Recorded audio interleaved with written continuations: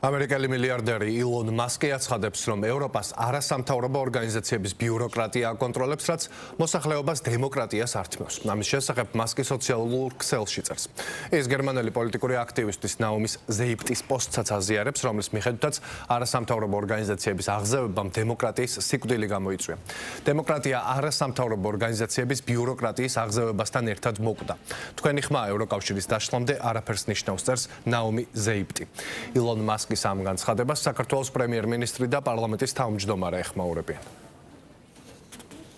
ილონ მასკის, ტეილორ სვიფტის, რა ვიცი კიდე მე მაიკლ ჯექსონის და იმის რა ქვია, კორეის კეიპოპის მომღერლების განცხადებებზე მე კომენტარებს არ ვაკეთებ. არ ვიცი ახლა ევროპულ დემოკრატიის კითხვის ნიშნებს და ევროპულ დემოკრატიაში მოქალაქეებს რომ რაღაც უფლებებს ართმევენ, ამაზე ნამდვილად ვერ გავაკეთებ კომენტარს. ამ ევროპაზე და ამერიკაზე იმდენი კითხვები ენსაუბროთ, რომ მე მგონი ქვეყანაში პრობლემა გამოგველია. ეს არასამთავრობო ორგანიზაციები არის გამოყენებული როგორც შესაძლებელი ბერკეტი არაფორმალური გავლენების მოხდენის. ამიტომ იყო მათ შორის ის ცხოველი წინააღმდეგობა საქართველოსადმი, როდესაც ეს ქვეყანა იღებდა გამჭვირვალობის უფრო მაღალ სტანდარტებს და ამიტომ იყო მთელი წინააღმდეგობა, ამიტომ რომ ახდებოდა, ამით ხდებოდა, გაიშიფრებოდა ყველა ის სქემა და ფარდა აიხდებოდა ყველა იმ სქემას, რისი საშუალებითაც, ანუ აი არასამთავრობო ორგანიზაციების საშუალებით ცდილობდნენ საქართველოს ხელისუფლებაზე ზეწოლას. ამერიკასთან დაკავშირებით ელონ მასკს თავისი მოსაზრებები აქვს.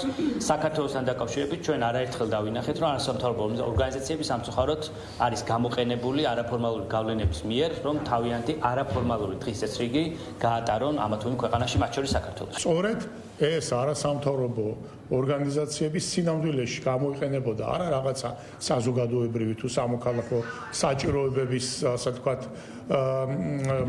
მომსახურებისათვის.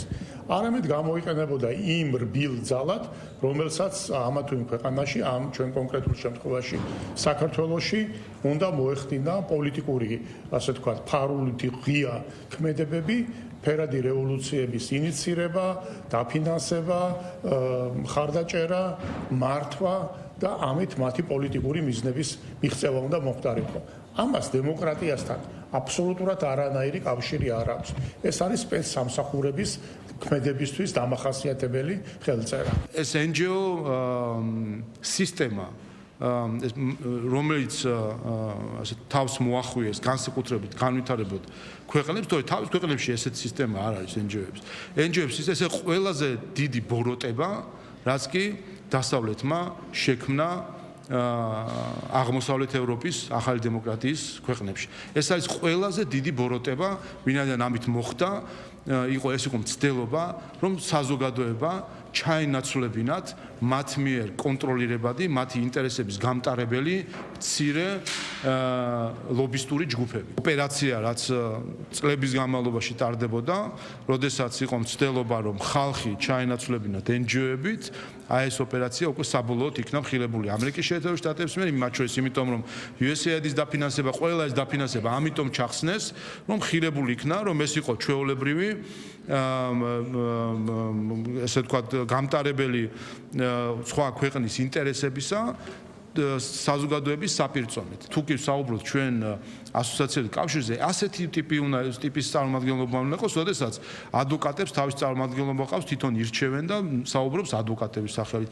პროფკავშირებში, თქვათ, დასაქმებულებს თავის წარმომადგენლები და ვის წარმოადგენს ისფედი? ვის წარმოადგენს TI? ხო, ხედავთ, ვინც არიან გამჭვირვალობა, ისფედი და ასე, სადაც ხედან, რომელ პარლამენტებში ჩვენებასაც აძლევენ საკუთარი ქვეყნის წინააღმდეგ. ეს ხო პირდაპირ მხილება არის, ვის ემსახურებიან. ესტონეთში რო არიან დარეგისტრირებული დღეს და ესტონეთიდან რომ სქემებს ალაგებენ შავი ფულის შემოტანისა თავისი ესტონური რეგისტრაციის მეშვეობით.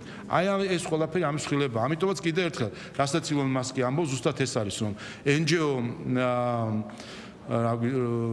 NGO კულტურა, NGO სისტემა არის ყველაზე დიდი ბოროტება, რაც კი დასავლეთმა შექმნა.